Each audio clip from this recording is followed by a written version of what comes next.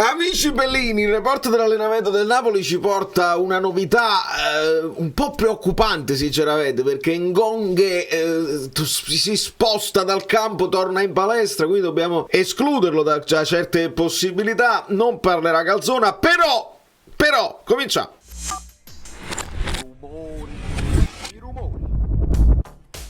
C'è secondo me una buona notizia, la voglio leggere buona la notizia, perché se il Napoli non fa più le conferenze, ma come dice il buon Emi Scouting, Gabriella Sarno, benvenuta sul canale e benvenuti a tutti i nuovi iscritti. Siete i miei eroi quando seguite, nonostante non ci siano cose di cui insomma parlare, notizie bomba, perché non è che vi posso mettere a parlare.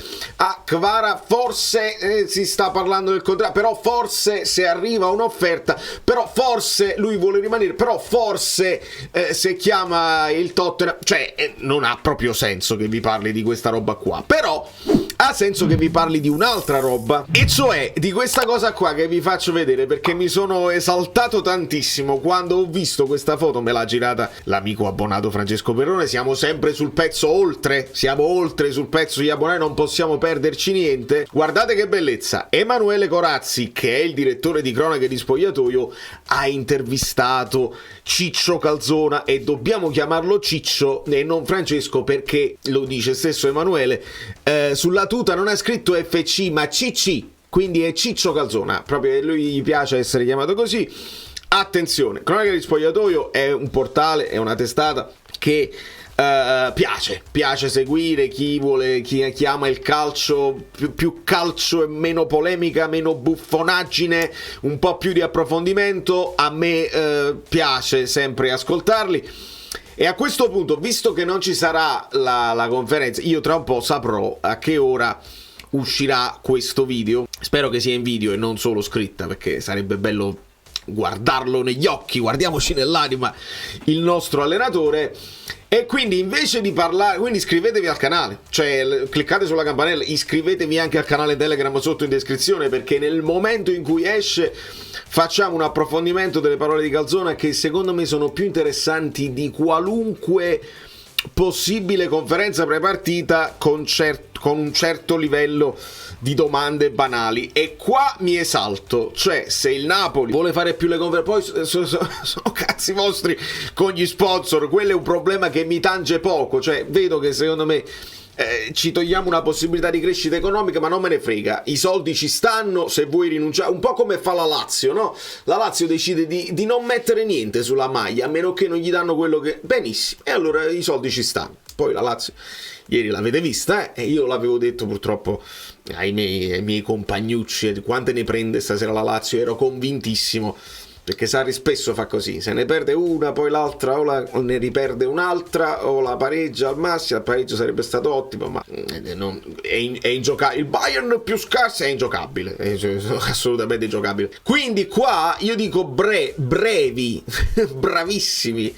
Cioè, se togliete le conferenze ma aggiungiamo più interviste e apriamo le porte a dei contenuti dove almeno il tifoso non resta nel buio, poi è a vostra discrezione a chi far fare le interviste. Cioè, qua uno diceva pur di non parlare con DAZN li mandano dappertutto proprio a sfregio. A me interessa moltissimo, non fa niente da chi vanno meglio. Speriamo che sia il livello alto, ma mi piace pensare che ci possa essere una chance, e chiederò, sto raccogliendo il coraggio. Ecco, se voi lasciate tanti mi piace, io raccolgo il coraggio, mi faccio avanti con Valentina e chiedo espressamente un'intervista sul canale con lei, magari col papà, magari se mi danno la possibilità di parlare con un tesserato.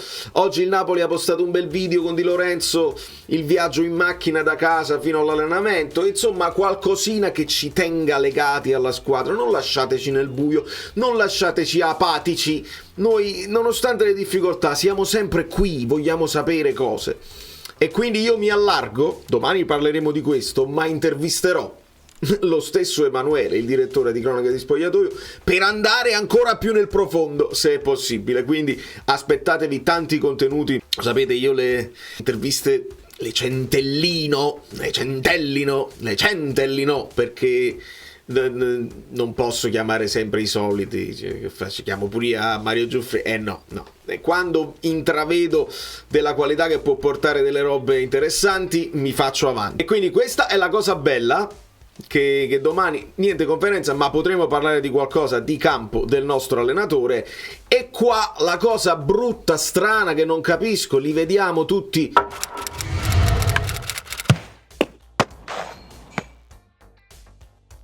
in fila ad allenarsi, vediamo Lindstrom che sorride sempre, non c'è mai una volta che non sorrida Lindstrom, tranne quando gli mettono la match day che non gioca. Insomma, il Napoli bla bla bla. Osimhen si è allenato in gruppo, quindi confermiamo quello che abbiamo detto ieri, che la palestra era solo di precauzione, un riposo, ritorna in gruppo tranquillamente. Rachmani lavoro personalizzato in campo, quindi quando è in campo è buono, ma quando è personalizzato ancora non è da considerare convocabile. Cajuste personalizzato in palestra e in campo, quindi ancora un po' in ritardo, e Pergonge personalizzato in palestra quando aveva fatto metà e metà.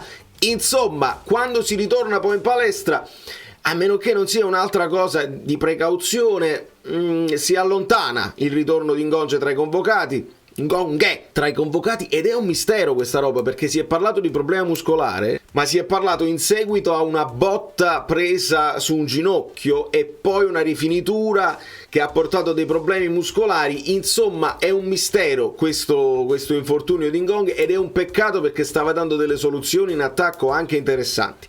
C'è da dire che Calzona ha trovato in Raspadori un ottimo elemento che si è adattato benissimo nei movimenti che gli chiede il mister a fare il vice Politano, insomma quello che può entrare a partita in corso, e va bene. Però Ngonghe rappresenta anche quello che può fare la seconda punta, può fare anche la punta all'eccellenza, ha un senso del gol, e quindi nelle partite bloccate ti poteva far comodo un altro che vede la porta. Però vabbè, teniamo presente che in quella zona siamo abbastanza coperti in generale, e più in difesa che dobbiamo capire che cosa faremo, perché attualmente di sicurezza io mi porto Di Lorenzo e Meret. Se non possiamo mettere Rachmani, dobbiamo capire se Nathan avrà una chance, se Juan Jesus deve riposare una partita prima della partita col Barcellona, dove credo che sarà convocato. Quindi io li metto entrambi qui, e probabilmente quello sicuro del posto potrebbe essere Ostigard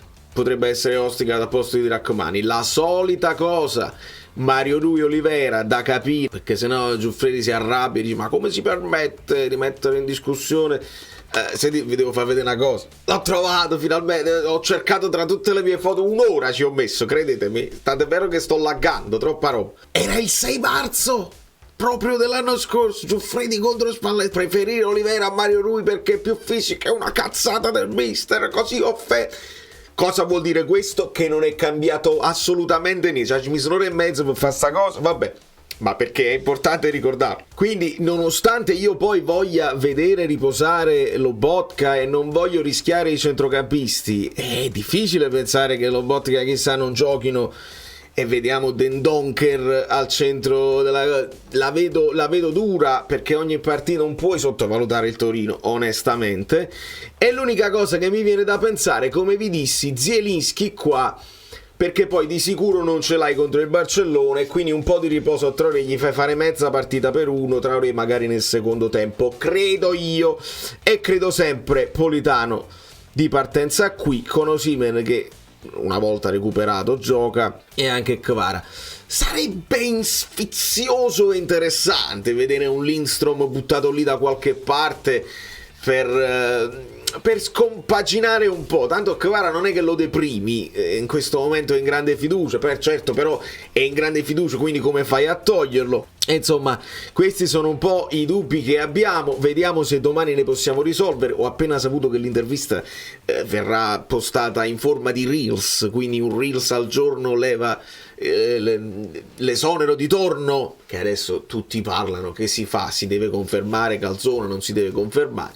Noi sappiamo, e lo sapevamo già, che il Napoli si dovrà risedere in sede di trattativa con la federazione slovacca se vuole effettivamente farlo, perché il contratto con Calzone è di 4 mesi e non c'era tempo poi di valutare varie clausole, opzioni e cose varie. Il contratto di Calzone è importante, hanno un'opzione per il rinnovo con la sua nazionale, con la nazionale slovacca, e quindi se il Napoli effettivamente si convince e vuole continuare con Calzona, il che mi piace come idea, però ci sono sempre delle problematiche, perché se è un allenatore che è comunque impegnato, adesso tutta questa polemica da Zon, la partita con l'Atalanta, la Lega, ADL che si fa afferrare per pazzo, e anche perché a un certo punto tu Calzona per fine marzo lo dovrai perdere, dovrà andare a fare le cose sue con la nazionale, e chi resta il match analyst. Noi dobbiamo comunque, bisogna allenarla la squadra, è proprio questo l'errore originale,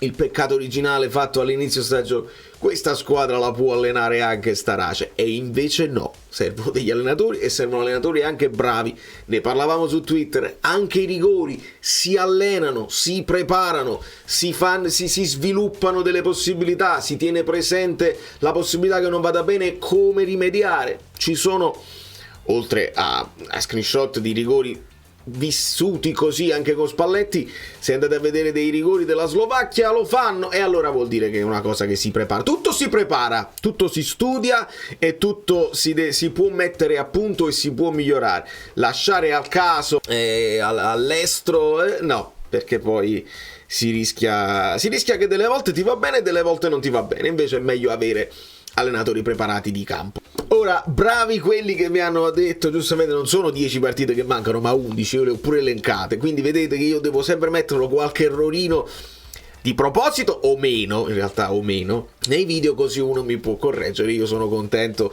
quando mi fate notare le imprecisioni, le sbavature che fanno parte del percorso, non siamo robot e quindi va bene così. Quindi tra notizie di dossieraggio che coinvolgono Gravina, grandi polemiche, addirittura Calvarese che ha detto pure lui forse ho sbagliato, così, quindi io non ne vorrei parlare, anche perché abbiamo saputo che ci mandano Orsato con Valeri, e ripeto sempre fino alla noia, i nomi che ci mandano non mi interessa, è Landazzo, e vediamo Landazzo come va, perché sappiamo che il Torino è una squadra che picchia, sappiamo che Orsato è un arbitro che gestisce molto spesso quando non c'è niente in ballo. Orsato va tranquillo. Orsato di solito è quello che arbitra meglio le squadre forti, cioè quando sei forte vieni anche premiato di solito. Orsato ci regala spesso delle prestazioni perfette, devo dire la verità, quindi sarà interessante vederla anche sotto questo punto di vista, ma ne parliamo domani. Mettiamo il pallone a Zielinski, giusto perché prima o poi ci dovrà lasciare, non può lasciarci così con prestazioni così blande. Da New York, Valerio Fluido è tutto, sono un po' emozionato, lo so che questo è un video che si vedono in pochi perché non ci sono notizie da cercare, ma quelli che l'hanno visto e che hanno lasciato i like e che poi si sono iscritti sono i miei eroi, quindi facciamoci un applauso.